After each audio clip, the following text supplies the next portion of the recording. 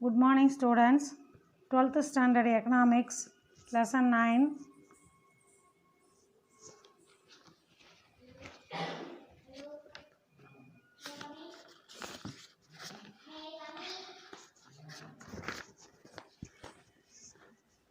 Physical economics.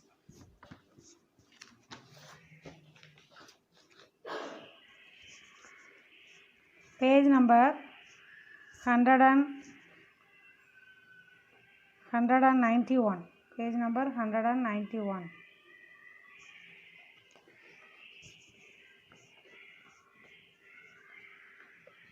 Causes for the increase in public debt.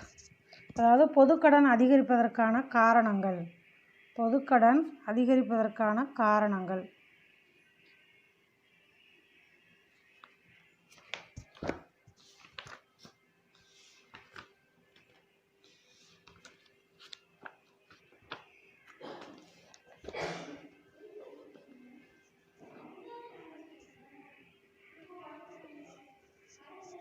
The causes for enormous growth of public debt may be studied under the following subheadings. அதாவது பொதுக்கடன் அதிகரிப்பதற்கான காரணங்கள் இந்த நம்மளுக்கு சப்ஹெட்டிங்கில் கொடுத்துருக்காங்க. First ஒன்று என்ன அப்படின்னா வார் அண்ட் ப்ரிப்பரேஷன் ஆஃப் வார். போர் மற்றும் போர்க்கால ஆயத்தம். Waging war has become one of the important causes for incurring debts by the governments. அதாவது இப்போ வார் வரப்போகுது அப்படின்னா அதற்கு சில கடன் வாங்கி ரெடியாக வச்சுக்கிறோம் இல்லையா, அது ஒரு காரணம். இன் modern times the preparation for war and nuclear defense programs take away the major share of the government's revenue and so it incurs debt. அதாவது கவர்மெண்ட்டுக்கு வரக்கூடிய வருமானத்தில் மேஜர் ஷேர் நிறைய வருவாய் எதற்கு பயன்படுத்துகிறாங்க அப்படின்னா ப்ரிப்பரேஷன் ஃபார் வாருக்கும் நியூக்ளியர் டிஃபென்ஸ் ப்ரோக்ராம்ஸுக்கும், அதாவது நிறைய நியூக்ளியர் டிஃபென்ஸ் பாதுகாப்பு கருவிகள் வாங்குறதுக்கும் பயன்படுத்துகிறாங்க. இதுதான் war and preparation of war, பொதுக்கடன் அதிகரிப்பதற்குரிய first cause. Second social applications, சமுதாய தேவைகள். Modern states are considered to be welfare state and they have to undertake many social obligations like, அதாவது இப்போ சமுதாய தேவைகள் என்னென்ன அப்படின்னா பப்ளிக் ஹெல்த்துக்கு நிறைய கவர்மெண்ட் செலவழிக்க வேண்டியிருக்கு. பொதுமக்களுக்கு சுகாதாரம் நிறைய ட்ரீட்மெண்ட் கொடுக்குறது. அடுத்தது சானிடேஷன் அப்படின்னா இந்த சுத்தம் பண்ணுறதுக்கு நிறைய கவர்மெண்ட் செலவழிக்க வேண்டியிருக்கு. அப்புறம் education, insurance, transport and communications extra, இதுக்கெலாம் நிறைய கவர்மெண்ட் செலவழிக்க வேண்டியிருக்கு. அதனால் கடன் அதிகமாக ஆகுது. Besides providing the minimum necessaries of life of the citizens of the country, to finance these the state has to incur a heavy public debt. அதனால் government நிறைய கடன் வாங்க வேண்டியது இருக்குது. அடுத்த third point economic development and deficit, பொருளாதார முன்னேற்றம் மற்றும் நிதி பற்றாக்குறை, அதுக்காகவும் கடன் வாங்க வேண்டியது இருக்குது. The government has to undertake many projects for economic development of the country. பொருளாதார முன்னேற்றத்திற்காக கவர்மெண்ட் நிறைய ப்ராஜெக்ட் கொண்டு வர வேண்டியது இருக்குது, அதற்காக கடன் வாங்குது. கன்ஸ்ட்ரக்ஷன் ஆஃப் ரயில்வேஸ், அதாவது ரயில்வே, பவர் ப்ராஜெக்ட்ஸ்னால் கரண்ட் தயார் பண்ணுறது, இரிகேஷன் ப்ராஜெக்ட்ஸ் அப்படின்னா கால்வாய் பாசனம், ஹெவி இண்டஸ்ட்ரீஸ், பெரிய பெரிய இண்டஸ்ட்ரி தொடங்குறது, இதுக்கெலாம் பப்ளிக் டெப்ட்டை அதிகப்படுத்த வேண்டியிருக்கு. Could be thought of only by means of mobilising resources in the form of public டெப்ட். அதாவது இந்த ரிசோர்ஸஸை எல்லாத்தையும் பயன்படுத்துறதுக்காக கவர்மெண்ட் இந்த பப்ளிக் டெப்ட் பொதுக்கடன் வாங்குது. Due to heavy public expenditure, அது மட்டும் இல்லை கவர்மெண்ட் நிறைய செலவு செய்ய வேண்டியது இருக்குது. இந்த government always face deficit budget, எப்போவுமே பற்றாக்குறையான பட்ஜெட்டாக தான் இருக்குது, அதற்காகவும் நிறைய கடன் வாங்க வேண்டியது இருக்குது. Such deficits have to be financed only through borrowings. இந்த மாதிரியான பற்றாக்குறைகளை சரி பண்ணணும் அப்படின்னா கடன் வாங்கினா தான் சரி பண்ண முடியும், அதற்காக கவர்மெண்ட் கடன் வாங்குது. அடுத்த ஃபோர்த் பாயிண்ட் எம்ப்ளாய்மெண்ட் அப்படின்னு சொல்லும்போது most of the government of modern days face the problem of unemployment and it has become the duty to solve this by making huge public expenditure. அதாவது இந்த வேலை இல்லாத ப்ராப்ளம் இருக்கு இல்லையா, அதை சரி பண்ணுறதுக்கு சால்வ் பண்ணுறதுக்காக கவர்மெண்ட் வந்து நிறைய செலவு செய்ய வேண்டியிருக்கு. To solve the unemployment problem and to fight recession. அப்போ வந்து இந்த ரெக்கஷனோட வந்து மீண்டு வர வேண்டியதாக இருக்குது, பற்றாக்குறை. The government has to make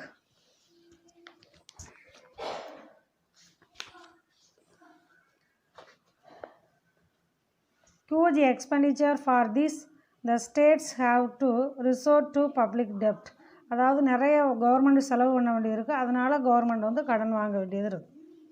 controlling inflation, பணவீக்கத்தை கட்டுப்படுத்துதல். The government can withdraw excess money from circulation by raising public debt. அதாவது கவர்மெண்ட் வந்து என்ன செய்யுதுன்னா, சர்க்குலேஷனுக்கு பணம் தேவையில்லையா, அதனால் பப்ளிக் டெப்ட்டை அதிகப்படுத்துது. And thus prevent prices from rising. அதாவது இந்த மாதிரி வந்து சர்க்குலேஷனுக்கு பயன்படுத்தினா அந்த விலைவாசியை வந்து கட்டுப்படுத்த முடியும். நெக்ஸ்ட் வந்து ஃபைட்டிங் டிப்ரெஷன், மந்தத்தை தடுத்தல். டூரிங் த டிப்ரெஷன் பேஸ் இந்த ப்ரைவேட் இன்வெஸ்ட்மெண்ட் இஸ் லேக்கிங். அதாவது அந்த டிப்ரெஷன் காலகட்டத்தில் வந்து ப்ரைவேட் இன்வெஸ்ட்மெண்ட் பண்ணுறது வந்து குறைவாக இருக்கும். இந்த government applies compensatory public spending. அப்போ கவர்மெண்ட் வந்து அதை காம்பன்சேட் பண்ணுறதுக்காக பப்ளிக் வந்து நிறைய செலவு செய்ய வேண்டியிருக்கு. ஸோ செலவு செய்யணும்னா அவங்களுக்கு பணம் வேணும்ல, அப்போ by borrowing from internal and external சோர்ஸஸ்லேருந்து கடன் வாங்குகிறாங்க கவர்மெண்ட் வந்து. அடுத்தது என்னென்னா methods of redemption of public டெப்ட். அப்படின்னா என்ன அர்த்தம்னா, பொதுக்கடனை திரும்ப செலுத்தும் முறைகள். கவர்மெண்ட் வந்து கடனை எப்படியெல்லாம் செலுத்தும். The process of repaying a public debt is called redemption. அதாவது இந்த பப்ளிக் டெப்ட் ப்ராசஸ் ஆஃப் ரீபேயிங், அந்த திரும்ப பொதுக்கடனை திரும்ப செலுத்துது இல்லையா, அதுக்கு பேர் தான் ரிடம்ஷன் அப்படி சொல்கிறது. சரியா? The government sells securities to the public என்ன செய்யுது, செக்யூரிட்டிஸ்னால் அந்த பத்திரங்களை விற்கிறது. And at the time of maturity, அந்த பத்திரம் வந்து மெச்சூரிட்டி அடையும் போது இந்த person who holds the security surrenders it to the கவர்மெண்ட்டுக்கிட்ட போய் அது வந்து 5 years அல்லது 10 yearsல தான் அந்த செக்யூரிட்டிஸ் வந்து மெச்சூரிட்டி அடையும். அப்போ கவர்மெண்ட்டுக்கிட்ட வந்து சரண்டர் பண்ணிடணும். அப்போ சரண்டர் பண்ணும்போது கவர்மெண்ட்டுக்கு பணம் கிடைக்கும். இந்த following methods are adopted for டெப்ட் ரிடம்ஷன். இந்த மாதிரியான வந்து பொதுக்கடனை திரும்ப செலுத்தக்கூடிய முறைகள் என்னென்ன அப்படிங்கிறத கீழே கொடுத்துருக்குறாங்க. சிங்கிங் ஃபண்ட் அப்படின்னா என்ன அர்த்தம், மூழ்கும் நிதி. Under this method, the government establishes a separate fund known as sinking fund. அதாவது கவர்மெண்ட் என்ன செய்யுது, அதுக்குன்னு ஒரு செப்பரேட் ஃபண்டு வச்சுருக்கோம், அதுக்கு பேர் தான் சிங்கிங் ஃபண்ட் தான். The government credits every year a fixed amount of money to this fund. இந்த ஃபண்டிலேருந்து இந்த ஃபண்டுக்காக எவ்ரி இயர் ஃபிக்ஸட் அமௌண்ட் வந்து கிரெடிட், அதாவது கடன் வாங்கும். By the time the debt matures, the fund accumulates enough amount to pay off the principal along with interest. அந்த வட்டியோடு சேர்த்து அந்த கிடைக்கும். This method was first introduced in England by Walpole. இந்த method வந்து இந்த சிங்கிங் ஃபண்ட் மெத்தட் வந்து first இங்கிலாண்டில் வால்போல்ங்கிறவர் introduce பண்ணியிருக்கிறாரு. அதுக்கு பிறகு நம்ம இந்தியாவிலையும் அதை ஃபாலோ பண்ணுறாங்க. நெக்ஸ்ட் வந்து கன்வர்ஷன், கடனை மாற்றுதல். Conversion of loans is another method of redemption of public டெப்ட். அதாவது அந்த லோனை வந்து மாற்றுறது. எப்படி மாற்றுறாங்க, it means that an old loan is converted into, பழைய கடன் இருக்கு இல்லையா, அதை எப்படி மாற்றுறாங்கன்னா கன்வெர்ட்டட் இன்ட்டு நியூ லோன், புதிய லோனாக மாற்றப்படுகிறது. Under tissue system a high interest public dept is converted into a low interest public டெப்ட். அதாவது ஏற்கனவே அதிகமான வட்டிக்கு கடன் வாங்கியிருப்பாங்க, அதை வந்து குறைஞ்ச வட்டிக்கு மாற்றுறது. அடுத்தது வந்து டால்டன் ஃபெல்ட் தட், இதை பற்றி டால்டன் என்ன சொல்கிறாங்கன்னா, டெப்ட் கன்வர்ஷன் ஆக்சுவலி ரிலாக்ஸஸ் த டெப்ட் பேர்டன்.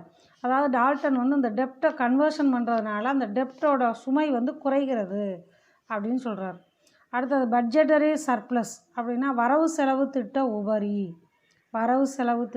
உபரி அப்படின்னா என்ன அர்த்தம், வரவை அதிகமாக வச்சு செலவை குறைச்சி செஞ்சால் அந்த கொஞ்சம் சமாளிக்கலாம், அந்த கடனை வந்து திருப்பி செலுத்தலாம். When the government presents surplus budget, it can be utilized for repaying the debt. Surplus budget இருந்ததுன்னா அந்த கடனை வந்து திருப்பி ரீபே பண்ணிடலாம். Surplus acquires when public revenue exceeds the public expenditure. Surplus எப்போ நிகழும் அப்படின்னா பப்ளிக் ரெவன்யூ அதிகமாக இருக்கணும், பப்ளிக் எக்ஸ்பெண்டிச்சர் குறைவாக இருக்கணும். எக்ஸ்பெண்டிச்சர் குறைவாக இருக்கணும், ரெவன்யூ அதிகமாக இருக்கும்போது சர்ப்ளஸ் பட்ஜெட் கிடைக்கும். ஸோ டெப்ட்டுக்கு வந்து ரீபேயிங் பண்ணிடலாம். However, this method is rarely possible. ஆனால் அந்த மெத்தட் வந்து ரொம்ப ரேராக தான் நடக்கும். நெக்ஸ்ட் வந்து டெர்மினல் annuity அப்படின்னா பகுதியாக செலுத்துதல். In this method, government pays off the public debt on the basis of terminal annuity in equal annual installments. அதாவது ஒரு வருஷத்தில் இந்த 6 மாதத்துக்கு ஒரு தடவை 2 மாதத்துக்கு ஒரு தடவை இன்ஸ்டால்மெண்ட்டாக கட்டுறது. This is the easiest way of paying off the public debt. இது பொது கடனை செலுத்துவதில் ஒரு ஈஸியான மெத்தட் அப்படின்னு சொல்கிறாங்க. அடுத்தது ரிபுடியேஷன் அப்படின்னா கடன் மறுப்பு. It is the easiest way for the government to get rid of the burden of payment of your loan. அதாவது இது ஒரு ஈஸியஸ்ட் மெத்தட்னு சொல்கிறாங்க. In such cases, the government does not recognize its obligation to repay the loan. இந்த government வந்து இந்த லோனை வந்து repay பண்ண தேவையில்லை. It is certainly not paying off your loan but destroying it. அதாவது இது வந்து லோன் மாதிரி கிடையாது, இது வேறு மாதிரி, திருப்பி செலுத்த தேவையில்லை. However, in normal case, the government does not do so. ஆனால் இந்த மாதிரி இருக்காது. கடன் வாங்கினா செலுத்தியானா ஆனால் அது எப்படி கொடுக்காமல் இருக்க முடியும்? ஆனால் இது ஒரு மெத்தட் இருக்குது. If done it will lose it's credibility. அப்படியே கடனை வாங்கிட்டு செலுத்தலை அப்படின்னா அதுக்குரிய மரியாதையை அது லூஸ் பண்ணிடும். ஸோ அந்த மாதிரி மெத்தட் இருக்குது, ஆனால் வந்து இது வரைக்கும் நடந்ததில்லை. நெக்ஸ்ட் வந்து reduction in rate of interest, வட்டி வீதத்தை குறைத்தல். Another method of debt redemption is the compulsory reduction in the rate of interest during the time of financial crisis. Financial problem ஏற்படும் போது இந்த வட்டி வீதத்தை குறைக்கிறது, கம்பல்சரி குறைக்கிறது. அடுத்தது வந்து கேபிட்டல் லெவி, மூலதன தீர்வை. when the government imposes levy on the capital assets, அதாவது மூலதன சொத்து மேலே அதிகமாக இம்போஸ் பண்ணுது government, owned by an individual or any institution, individual மேலேயும் எனி இன்ஸ்டிடியூஷன் மேலேயும். It is called capital levy. இதுக்கு பேர் தான் என்னது? Capital Levy. இண்டிவிஜுவலோ இன்ஸ்டிடியூஷனோ முதலீடு செய்கிறாங்க இல்லையா, அது மேலே வரியை விதிக்கிறது, அதுக்கு பேர் தான் வந்து என்னது? Capital levy. This levy is imposed on capital assets above a minimum limit. லிமிட்டை தாண்டி இந்த மாதிரி வந்து இம்போஸ் பண்ணுவாங்க. on a progressive scale. The fund so collected can be used by the government for paying off wartime debt obligation. இது வார் காலங்களில் இந்த மாதிரி நடக்குமா. This is the most controversial method of debt repayment. அதாவது கடனை திருப்பி செலுத்துறதுல இது ஒரு கான்ட்ரவர்சியல்னால் ரொம்ப ப்ராப்ளமேட்டிக்கான ஒரு மெத்தடு அப்படின்னு சொல்கிறாங்க. நெக்ஸ்ட் வந்து பட்ஜெட், வரவு செலவு திட்டம். பட்ஜெட்னால் உங்களுக்கு தெரியும், வரவு எவ்வளவு செலவு எவ்வளவு அப்படின்னு கணக்கு செய்வதுக்கு பேர் தான் budget. The word budget is said to have its origin from the French wordலேருந்து வந்தது, bucket, which refers to a small leather bag அப்படின்னு அர்த்தமா. The budget is an annual financial statement which shows the estimated income and expenditure. அதாவது income எவ்வளவு அப்படின்னு estimate பண்ணுறது, செலவு எவ்வளவு அப்படின்னு எஸ்டிமேட் பண்ணி எழுதுறது, of the government for the forthcoming financial year. வரப்போகிற வருஷத்தில் எவ்வளவு வருமானம் எவ்வளவு செலவு அப்படிங்கிறத கணக்கிட்டு எழுதுறதுக்கு பேர் தான் பட்ஜெட். டெஃபனிஷன்ஸ், அதாவது ரெனி ஸ்டோனுங்கிறவர் டெஃபனிஷன் சொல்லியிருக்கிறார் பட்ஜெட்டை பற்றி. It is a document containing a preliminary approved plan of public revenue and expenditure.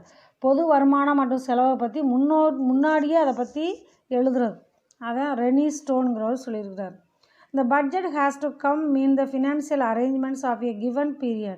ஒரு குறிப்பிட்ட காலகட்டத்துக்கு தான் இந்த பட்ஜெட்டை வந்து தயாரிக்க முடியும். With the usual implication that they have been submitted to the legislature for approval. அதாவது லெஜிஸ்லேச்சரில் இது வந்து சப்மிட் பண்ணணும் அப்ரூவலுக்காக.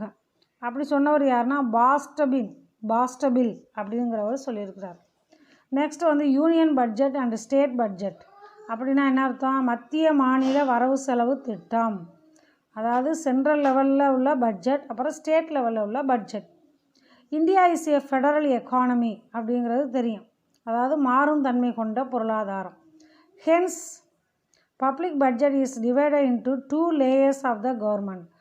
Two layers என்ன central government, state government. According to the Indian constitution, the central government has to submit annual financial statement, that is union budget அப்படின்னு சொல்கிறோம் central government.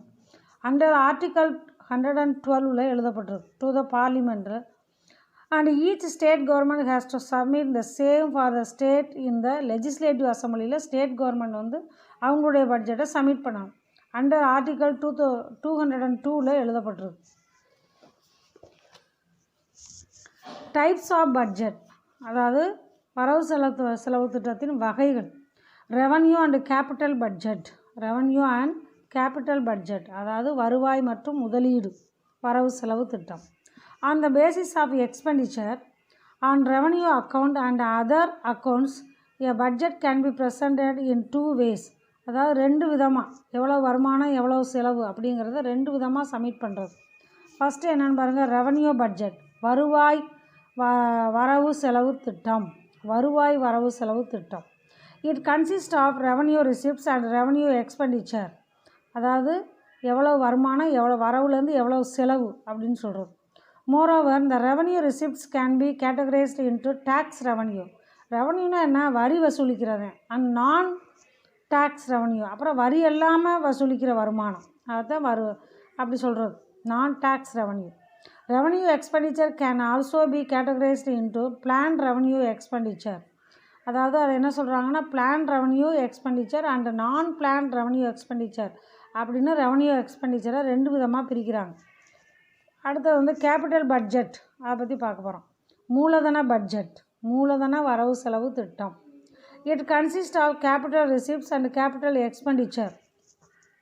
ரெண்டும் சேர்ந்தது, capital ரிசிப்ட்ஸும் கேபிட்டல் எக்ஸ்பெண்டிச்சரும் சேர்ந்தது தான் capital budget. In this case the main sources of capital receipts are loans, advances extra. இதில் வந்து முக்கியமான சோர்சஸ் எல்லாம் இதில் கொடுக்கப்பட்டிருக்கும், எவ்வளவு லோன்ஸு, அப்புறம் எவ்வளவு அட்வான்சஸ் அப்படிங்கிறது.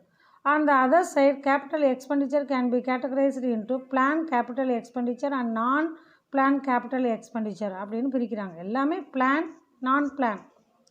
அடுத்ததாக வந்து சப்ளிமெண்ட்ரி பட்ஜெட், துணை வரவு செலவு திட்டம். துணை வரவு செலவு திட்டம். During the time of war emergencies and natural calamities like, அதாவது போர் காலகட்டங்களில், இயற்கை பேரழிவு ஏற்படுற காலகட்டங்களில், சுனாமி, ஃப்ளட் எக்ஸட்ரா, அந்த காலகட்டத்தில் இந்த மாதிரியான பட்ஜெட் வந்து தயார் பண்ணுவாங்க. The expenditures allotted in the budget provisions are not always enough. அப்போ ஏற்கனவே உள்ள பட்ஜெட் வந்து போதுமானதாக இருக்காது, அதனால் இன்னொரு பட்ஜெட் தயார் பண்ணுவாங்க. அண்டர் தீஸ் சர்க்கம்ஸ்டான்சஸ், அப்படி சூழ்நிலையில் தயார் பண்ணுறதுக்கு பேர் தான் a supplementary budget can be presented by the government to tackle these unforeseen events. unforeseen eventsனால் என்ன, எதிர்பாராத சம்பவங்களை டேக்கிள் பண்ணுறதுக்காக தயார் பண்ணுற பட்ஜெட்டுக்கு பேர் சப்ளிமெண்ட்ரி பட்ஜெட். அடுத்தது வந்து ஓட் ஆன் அக்கௌண்ட், நிதிக்கு வாக்கெடுப்பு. நிதிக்கு வாக்கெடுப்பு. Under article 116 of the Indian constitution, the budget can be presented in the middle of the year. அதாவது இயரில் நடுவில் உள்ள காலகட்டங்களில் இந்த பட்ஜெட் வந்து தாக்கல் பண்ணப்படும். சரியா, இந்த வாக்கெடுப்பு நடக்கும். The reason may be political in nature. அது வந்து அரசியல் ரீதியாக ஆளுங்கட்சி ஒரு மாதிரியும் எதிர்கட்சி ஒரு மாதிரியும் அதுக்கு வந்து வாக்களிப்பாங்க. The existing government may or may not continue for the year. அந்த கவர்மெண்ட் வந்து அந்த இயர் ஃபுல்லாக கண்டினியூ பண்ணாலும் பண்ணலைனாலும் அதுதான். On account of the fact that elections are due, then the government places a lame duck budget. அந்த பட்ஜெட்டுக்கு பேர் லேம் டக் பட்ஜெட்டாம். This is also called vote on account budget. இதுக்கு பேர் vote on account budgetன்னு சொல்கிறாங்க. ஓகே,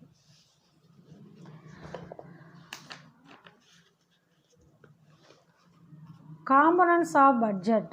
காம்பனன்ட்ஸ் ஆஃப் பட்ஜெட், பட்ஜெட்டின் உள்ளடக்கங்கள். அது உள்ள என்னென்ன இருக்கும் பட்ஜெட்டுக்குள்ளே? பட்ஜெட் ரிசிப்ட்ஸ் அப்படின்னா பட்ஜெட் வரவுகள். அடுத்தது பட்ஜெட் எக்ஸ்பெண்டிச்சர், அதாவது பட்ஜெட்டோட செலவுகள். அடுத்தது ரெவன்யூ ரிசிப்ட்ஸ், வருவாய் செலவு. அப்புறம் வந்து கேபிட்டல் ரிசிப்ட்ஸ், மூலதன வரவு. ரெவன்யூ எக்ஸ்பெண்டிச்சர், வருவாய் செலவு. கேபிட்டல் எக்ஸ்பெண்டிச்சர், மூலதன செலவு. டேக்ஸ் ரிசிப்ட்ஸ், வரி வரவுகள். நான் டேக்ஸ் ரிசிப்ட்ஸ், வரிசாரா வரவுகள். பிளான் எக்ஸ்பெண்டிச்சர் திட்டம் சார்ந்த செலவு. நான் பிளான் எக்ஸ்பெண்டிச்சர் திட்டம் சாரா செலவுகள். பிளான் எக்ஸ்பெண்டிச்சர் இதுவும் அந்த அதாவது கேபிட்டல் எக்ஸ்பெண்டிச்சர்லேருந்து திட்டம் சார்ந்த திட்டம் சாராத செலவு. அடுத்தது ரெக்கவரி ஆஃப் லோன்ஸ் கடன்களை வசூலித்தல். அடுத்து பாரோயிங் அண்ட் அதர் லயபிலிட்டிஸ் கடன் மற்றும் பிற பொறுப்புகள். டிஸ்இன்வெஸ்ட்மெண்ட் முதலீட்டை விலக்குதல். இப்படிலாம் நிறையா காம்பனன்ட்ஸ் ஆஃப் பட்ஜெட் இருக்குது. The vote on account budget is a special provision by which the government gets permission from the parliament to incur expenditure on necessary items till the budget is finally passed in the parliament. Budget pass பண்ண வரைக்கும் நடைமுறைக்கு வரும் வரைக்கும் என்ன செய்யணும் அப்படின்னா அது பார்லிமெண்ட்டில் ஒப்படைச்சு எல்லாரோட ஓட்டு எல்லார்ட்டையும் பெர்மிஷன் கேட்கணும். The legal permission of both the houses of the parliament for the withdrawal of money from the consolidated fund of India to meet the requisite expenses till the budget is finally approved is known. அதாவது ஃபைனலாக approve பண்ண வரைக்கும் பார்லிமெண்ட்டில் 2 ஹவுஸும் lower house and upper ஹவுஸில் உள்ளவங்க எல்லாரும் அதுக்கு ஓகே சொல்லி அப்புறம் as vote on account budget ஓட்டு போட்டு அதை ஓகே சொல்லணும். This type of budget is generally sanctioned for not more than 2 months. அதாவது இந்த பட்ஜெட் ஒரு 2 மாதத்துக்குள்ளே நடைமுறைக்கு வரணும். 2 மாதத்துக்குள்ளேயே 2 மாதத்துக்கு மேலே ஆகக்கூடாது. ஜீரோ பேஸ் பட்ஜெட் அப்படின்னா என்ன அர்த்தம்? பூஜ்ஜிய வரவு செலவு திட்டம். The government of India presented zero base budgeting in 1987-88 உருவாகுதான். It involves fresh evaluation of expenditure in the government budget assuming it as a new item. இது ஒரு புதிய வித்தியாசமாக இருந்தது. The review has been made to provide justification or otherwise for the project as a whole in the light of the socio-economic objectives சமூக பொருளாதார நோக்கத்திற்காக which have been already set up for the project and as well as in view of the priorities of the society. சமூக நலன் கருதி இந்த மாதிரியான budget zero base budget 1987-88 உருவாக்கப்பட்டது. Next performance budget செய்திறன் வரவு செலவு திட்டம். When the outcome of any activity is taken as the base of any budget, such budget is known as performance budget. அதாவது அவுட்கம் எந்த ஒரு ஆக்டிவிட்டீஸும் நல்லா செயல்படுத்துறதுக்காக ஏற்படுத்தப்பட்ட ஒரு பட்ஜெட்டுக்கு பேர் performance budget. For the first time in the world இந்த performance budget was made in யூஎஸ்ஏல உருவாக்கப்பட்டது உலகத்திலேயே. The Administrative Reforms Commission was set up in 1949 in America under Sir Hooper அப்படிங்கிற ஒரு தலைமையில் இது ஏற்படுத்தப்பட்டது. This commission recommended making a performance budget in USA அப்படின்னா அந்த கமிஷன் இது இந்த பெர்ஃபார்மன்ஸ் பட்ஜெட்டுக்கு ரெக்கமெண்ட் பண்ணியது. In the performance budget it is the compulsion of the government to tell what is done. அப்படின்னா என்ன அர்த்தம்? கவர்மெண்ட் என்ன செய்ய போகுது அப்படிங்கிறத கம்பல்சரி சொல்லணும். How much done எவ்வளவு செய்ய போகுது. For the betterment of the பீப்புளுக்கோட நல்லதுக்கு எவ்வளவு செய்யுது அப்படிங்கிறதெல்லாம் தெரிஞ்சுக்கிறோம். In India the performance budget is also known as outcome budget. இந்தியாவில் அந்த பட்ஜெட் அந்த மாதிரியான பட்ஜெட்டுக்கு என்ன பேர் அப்படின்னா அவுட்கம் பட்ஜெட் அப்படின்னு பேர். Balanced budget versus unbalanced budget அதாவது சமநிலை மற்றும் சமனற்ற வரவு செலவு திட்டம். சமநிலை மற்றும் சமனற்ற வரவு செலவு திட்டம். பேலன்ஸ்டு பட்ஜெட்னா என்ன அர்த்தம்? அதாவது சமநிலை வரவு செலவு திட்டம். Balanced budget is a situation in which estimated revenue of the government during the year is equal to the anticipated expenditure. அதாவது கவர்மெண்ட்டோட இன்கமும் எக்ஸ்பெண்டிச்சரும் ஒரே மாதிரி இருக்கிறதுக்கு பேர் தான் என்னது? Balanced budget. Governments estimated revenue government proposed expenditure எவ்வளவு வருமானம் வரும் அப்படிங்கிறது அப்புறம் எவ்வளவு செலவு செய்கிறது ரெண்டும் சேர்ந்தது தான் balanced budget. Types of budget deficit budget, balanced budget, surplus budget அப்படி 3 விதமாக பிரிக்கிறாங்க. அதில் எக்ஸ்பென்சஸ்னால் செலவு எவ்வளவு, ரெவன்யூ எவ்வளவு, வருமானம் எவ்வளவு, அப்புறம் எக்ஸ்பென்சஸ் எவ்வளவு, ரெவன்யூ எவ்வளவு, எக்ஸ்பென்சஸ் எவ்வளவு, ரெவன்யூ எவ்வளவு அப்படின்னு கொடுக்கப்பட்டிருக்கும். அன்பேலன்ஸ்டு பட்ஜெட் அப்படின்னா சமநிலை இல்லா வரவு செலவு திட்டம். இந்த பட்ஜெட் அதாவது நம்ம வீட்டில் வருமானம் வருது, செலவு அதிகமாக இருக்குல்ல, அதுக்கு பேர் தான் அன்பேலன்ஸ்டு அப்படி சொல்கிறது. The budget in which revenue and expenditure are not equal to each other is known as unbalanced budget. அதாவது ரெவன்யூவும் எக்ஸ்பெண்டிச்சரும் ஈக்குவலாக இல்லை அப்படின்னா அதுக்கு பேர் அன்பேலன்ஸ்டு பட்ஜெட்னு அர்த்தம். Unbalanced budget is of 2 types, 2 types இருக்குது. அதுலேயே சர்ப்ளஸ் பட்ஜெட், டிஃபிசிட் பட்ஜெட் அப்படின்னு இருக்குது. சர்ப்ளஸ் பட்ஜெட்னா உபரி பட்ஜெட், டிஃபிசிட் பட்ஜெட் அப்படின்னா பற்றாக்குறை பட்ஜெட். அதான் இப்போ நான் சொன்னேன் இல்லையா, இன்கம் வந்து அதிகமாக இருக்குது, எக்ஸ்பெண்டிச்சர் வந்து குறைவாக இருக்குது, அது ஒரு விதமான பட்ஜெட்டு. சரியா? அப்புறம் எக்ஸ்பெண்டிச்சர் அதிகமாக இருக்குது, இன்கம் குறைவாக இருக்குது, அது ஒரு விதமான பட்ஜெட். அதான் அப்படி சொல்கிறாங்க. இப்போ சர்ப்ளஸ் பட்ஜெட்னா என்ன அர்த்தம்? இன்கம் அதிகமாக இருக்கணும், செலவு குறைவாக இருக்கணும். அதான் இந்த budget is surplus budget when the estimated revenues of the year are greater, revenue வருமானம் அதிகமாக இருக்கணும், than anticipated expenditure, அதாவது செலவு குறைவாக இருக்கணும். For example government estimated revenue greater than estimated government expenditure. Revenue அதிகமாக இருக்கணும், செலவு குறைவாக இருக்கணும். நெக்ஸ்ட் வந்து டிஃபிசிட் பட்ஜெட் அப்படின்னா பற்றாக்குறை budget. Deficit budget is one where the estimated government expenditure is more than, expenditure அதிகமாக இருக்கணும், எக்ஸ்பெக்டட் ரெவன்யூ வந்து குறைவாக இருக்கணும். அப்படி இருந்தால் அதுக்கு பேர் deficit budget. Governments estimated revenue என்ன கொடுத்துருக்கு பாருங்கள், less than governments proposed expenditure. சரியா? அடுத்தது பட்ஜெட்டரி ப்ரொசீஜர். பட்ஜெட்டரி ப்ரொசீஜர் அப்படின்னா வரவு செலவு திட்ட செயல்முறைகள்.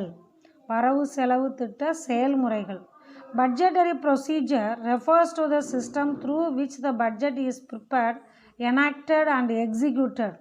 அதை எப்படி ப்ரிப்பேர் பண்ணுறாங்க, எப்படி எனாக்ட் பண்ணுறாங்க, எப்படி எக்ஸிக்யூட் பண்ணுறாங்க அப்படிங்கிறத budgetary procedure.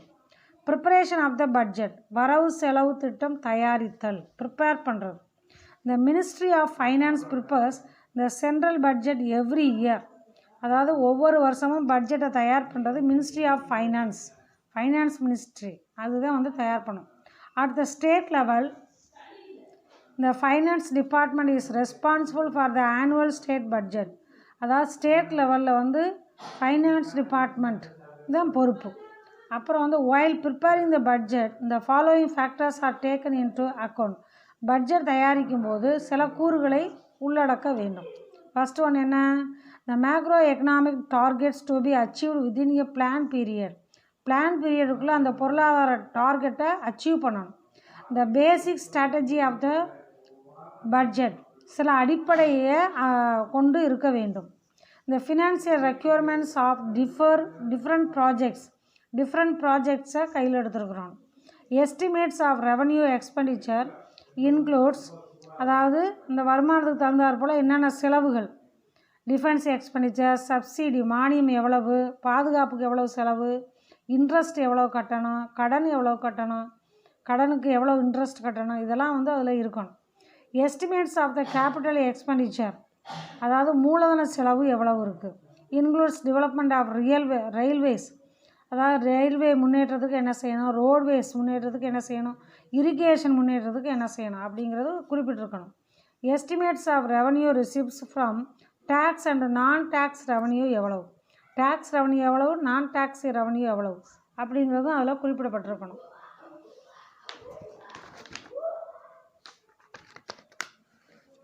Estimates of capital receipts from the recovery of loans, அப்புறம் வந்து லோன்ஸை வந்து திருப்பி செலுத்துறது எப்படி.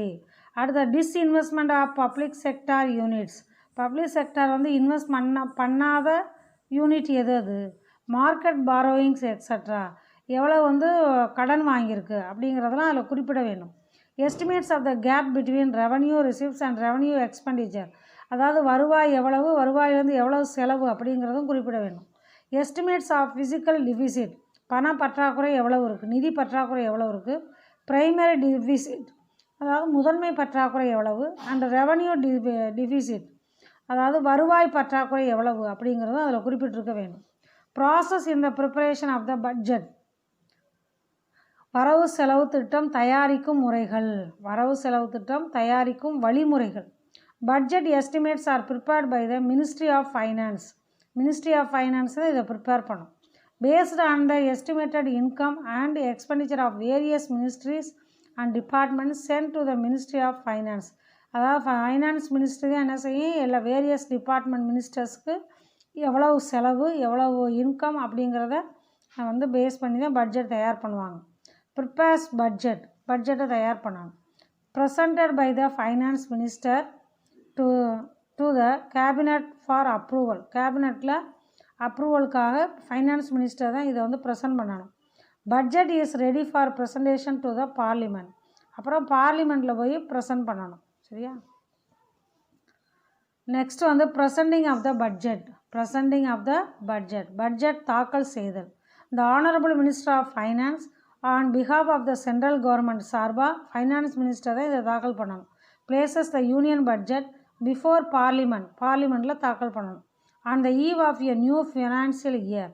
அதாவது முதல் நிதியாண்டு தொடங்க முன்னாடி நாள் இதை சப்மிட் பண்ணணும்.